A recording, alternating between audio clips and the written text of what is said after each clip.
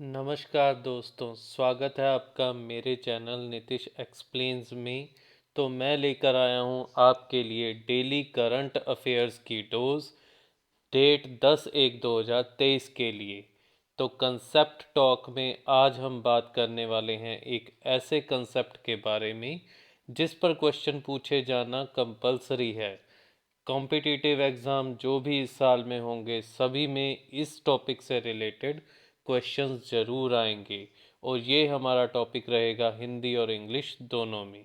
तो daily 6 PM की class, आपकी फ्री क्लास में आपका स्वागत है। अगर आपने अभी तक इस चैनल को सब्सक्राइब नहीं किया तो प्लीज़ इसे सब्सक्राइब, लाइक और शेयर करना ना भूलें, ताकि ऐसी ही इंफॉर्मेटिव वीडियोस आप तक पहुंचती रहें। तो चलिए शुरू करते हैं आज की क्लास। ये ज़रूरी नहीं कि उजाला चिरागों से ही हो, शिक्षा से भी घर रोशन होते हैं। तो इसी कंसेप्ट पे बात करते हुए आज हम बात करने जा रहे हैं अपने आज के कॉन्सेप्ट की, जो कि है एजुकेशन पॉलिसी पर। जी हाँ दोस्तों, एजुकेशन पॉलिसी पर इस साल के सभी कॉम्पिटिटिव एग्ज़ाम्स में क्वेश्चंस ज़रूर पूछे जाएंगे। तो एजुकेशन पॉलिसी इन इंडिया का ब्रीफ ओवरव्यू पढ़ते हैं। ब्रिटिश रूल में एजुकेशन पॉलिसी क्या थी? तो ब्रिटिश रूल में मॉडर्न स्टेट, मॉडर्न इकोनॉमी और मॉडर्न एजुकेशन सिस्टम का कॉन्सेप्ट पहली बार इंडिया में लागू किया गया। सबसे पहले मॉडर्न एजुकेशन सिस्टम को 3 प्रेसिडेंसीज बॉम्बे, कलकत्ता और मद्रास में लागू किया गया। एजुकेशन को लिंक किया गया गवर्नमेंट सर्विसेज के साथ, गवर्नमेंट सर्विस की एंट्रेंस के साथ, ताकि लोगों में कॉलोनियल रूल के दौरान, अंग्रेज़ों के रूल के दौरान एजुकेशन सिस्टम को लेकर काफ़ी सहजता बनी रहे, और जो गवर्नमेंट सर्विसेज हैं उनको प्रिजर्व किया जा सके for more privileged persons. More privileged person जिनको, जो इकोनॉमिकली साउंड थे या जो ज़्यादा नज़दीक थे सरकार के, उनको ज़्यादा प्रिजर्व किया जा सके, उनको ज़्यादा प्रिविलेज दी जा सके। In the early 1900s Indian national Congress ने नेशनल एजुकेशन के लिए आवाज़ उठाई। तो उन्होंने कहा कि एक नेशनल एजुकेशन का सिस्टम होना चाहिए, और टेक्निकल और वोकेशनल ट्रेनिंग पर जोर देने की बात कही। 1920 में उन्होंने बॉयकॉट शुरू किया गवर्नमेंट एडेड और गवर्नमेंट कंट्रोल्ड स्कूल्स का, और उन्होंने कुछ नेशनल स्कूल्स और कॉलेजेस को भी फाउंड किया। मगर ब्रिटिश स्टाइल एजुकेशन इतना ज़्यादा लुक्रेटिव था, इतना ज़्यादा अट्रैक्टिव था लोगों में, उसके रिवार्ड्स इतने ज़्यादा अट्रैक्टिव थे कि ये बॉयकॉट जो है वो लार्जली लोगों द्वारा इग्नोर कर दिया गया। तो फिर आया 1947, जब इंडिया को मिली आज़ादी और हमारे देश में बनाया गया पहली बार मिनिस्ट्री ऑफ एजुकेशन।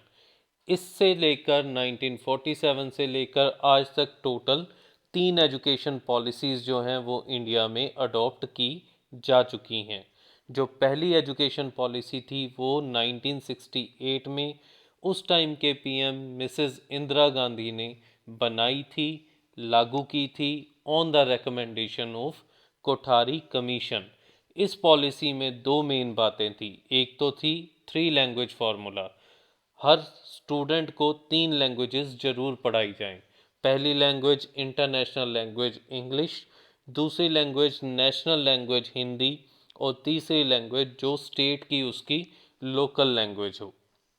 तो इसी के साथ साथ टीचर्स के लिए भी स्पेशलाइज्ड एजुकेशन, उनको ट्रेनिंग देने की व्यवस्था भी इसी पहली एजुकेशन पॉलिसी में लागू की गई। इसके बाद आई दूसरी एजुकेशन पॉलिसी 1986 में। ये उस समय के प्रधानमंत्री श्री राजीव गांधी द्वारा लागू की गई थी पूरे देश में, और इसमें स्पेशली एम्फेसिस किया गया, बहुत ध्यान दिया गया to removal of disparities and equalize educational opportunity, ताकि सभी लोगों को एजुकेशन की इक्वल अपॉर्चुनिटी मिल सके, सभी लोगों तक एजुकेशन पहुंच सके, और किसी में कोई भी भेदभाव ना हो। स्पेशली इंडियन विमेन के लिए, शेड्यूल्ड ट्राइब के लिए और शेड्यूल्ड कास्ट कम्युनिटीज़ के लिए।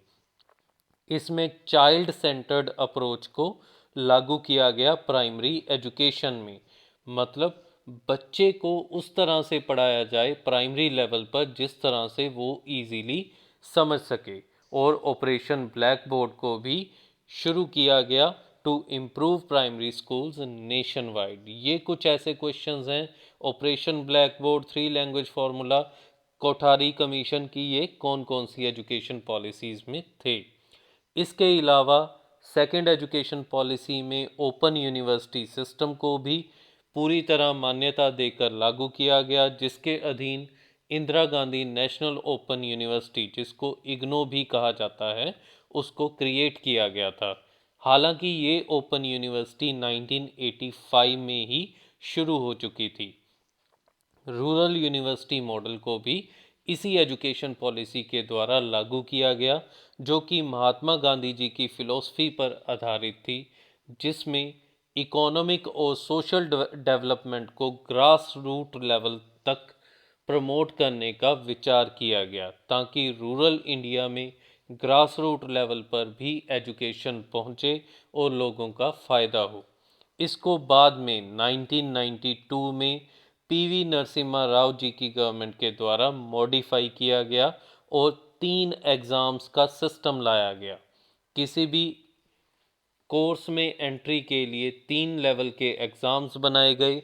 एक एग्ज़ाम जिसको हम जानते हैं जेईई के नाम से, जॉइंट एंट्रेंस एग्ज़ाम, या AIEEE के नाम से, जो नेशनल लेवल पर लिया जाना था। इसके बाद स्टेट लेवल के लिए भी एक एग्ज़ाम लिया जा सकता था, और तीसरे एग्ज़ाम में उन इंस्टीट्यूशंस को इंक्लूड किया गया जो इंस्टीट्यूशंस AIEEE, जेईई या फिर स्टेट लेवल एग्ज़ाम को चूज़ करते थे।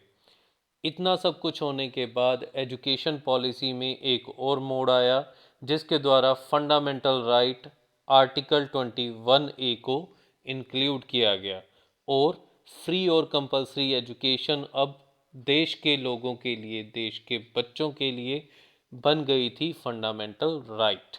तो 6 से 14 साल के सभी बच्चों को बेसिकली राइट है to get the free education in India, ताकि वो फ्री एजुकेशन ले सकें।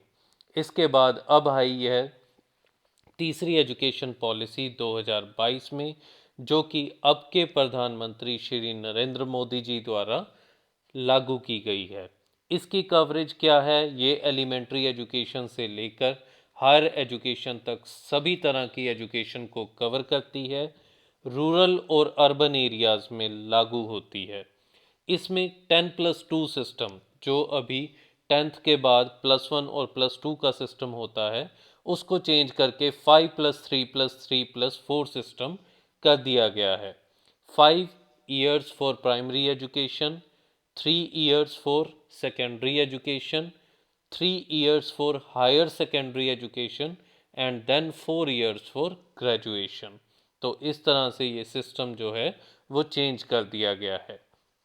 इसी के साथ साथ इंडिया के जो फर्स्ट एजुकेशन मिनिस्टर थे वो थे श्री मौलाना अबुल कलाम आज़ाद। इंडिया के जो प्रेजेंट एजुकेशन मिनिस्टर हैं वो हैं श्री धर्मेंद्र प्रधान। ये हमारे देश के 30th एजुकेशन मिनिस्टर है। और इसी तरह की एजुकेशन पॉलिसी से रिलेटेड कुछ क्वेश्चंस हैं जो कि हमें पूछे जा सकते हैं एग्ज़ाम्स में। तो आइए नज़र डालते हैं एक ऐसे ही कुछ क्वेश्चंस पर। तो सबसे पहला क्वेश्चन है हमारे पास, who was the chairman of NEP drafting committee. जैसे ही हमने बात की थी पहली एजुकेशन पॉलिसी की, जिसमें कोठारी कमीशन ने ड्राफ्ट की थी वो पॉलिसी, तो इसी तरह से जो NEP 2020 है, न्यू एजुकेशन पॉलिसी 2020 है, इसकी ड्राफ्टिंग कमेटी के चेयरमैन कौन थे? तो वो थे डॉक्टर के कस्तूरी रंगन, जो थे NEP 2020 की ड्राफ्टिंग कमेटी के चेयरमैन। आइए मूव करते हैं सेकंड क्वेश्चन पर। When did the union cabinet approved the new education policy. तो इस न्यू एजुकेशन पॉलिसी को यूनियन कैबिनेट ने कब अप्रूव किया था? इसको अप्रूव किया गया था 29 जुलाई 2020 को। तो 29 भी याद रह जाता है, 20 भी याद रह जाता है, मंथ याद करना जरूरी है। तो 29 जुलाई 2020 को न्यू एजुकेशन पॉलिसी 2020 को अडॉप्ट किया गया था, अप्रूव किया गया था यूनियन कैबिनेट के द्वारा। तो फिल इन द ब्लैंक है, education is dash for achieving full human potential, developing N equitable and just society, promoting national development. तो इसका जो आंसर है वो है फंडामेंटल। तो एजुकेशन ही आधार है जिसके बेसिस पर ह्यूमन पोटेंशियल को अचीव किया जा सकता है, इक्विटेबल और जस्ट सोसाइटी को बनाया जा सकता है, या फिर देश की उन्नति की जा सकती है। Fourth question, when did India adopt goal 4 SDG sustainable development goals? इस पर मैंने एक सेपरेट वीडियो बनाई है जो कि जल्दी ही आपके लिए करंट अफेयर्स की क्लास में अपलोड कर दी जाएगी। Of the 2030 agenda for sustainable development, तो SDG 4 को कब अडॉप्ट किया गया था 2030 एजेंडा के लिए? तो इसका सही आंसर है 2015 में, जिसके बाद से ही एजुकेशन पॉलिसी को बनाने का कवायद जो है वो शुरू हो गई थी। फिफ्थ क्वेश्चन है, NEP 2020 aim to achieve equitable access to highest quality education. तो इक्विटेबल एक्सेस का मतलब कि सभी की पहुंच में हो एजुकेशन, सभी को हाईएस्ट क्वालिटी एजुकेशन अवेलेबल हो, उनकी सोशल या इकोनॉमिक बैकग्राउंड को इग्नोर करते हुए। तो ये जो टारगेट है इसको कब तक अचीव किया जाना है न्यू एजुकेशन पॉलिसी 2020 के अकॉर्डिंग? तो इसको अचीव किया जाना है 2040 तक, 2040 तक अचीव किया जाना है। Six question, NEP 2020 lays particular emphasis on the development of best infrastructure in the world, provision to give 100% employment, provision to give free education, creative potential of each individual। तो NEP 2020 में किस बात पर ज़्यादा emphasis किया गया है, ज़्यादा स्ट्रेस दिया गया है? तो वो है क्रिएटिव पोटेंशियल को निखारने में। तो हर इंडिविजुअल का जो भी क्रिएटिव पोटेंशियल है उसको आगे लाया जा सके, उसको और निखारा जा सके।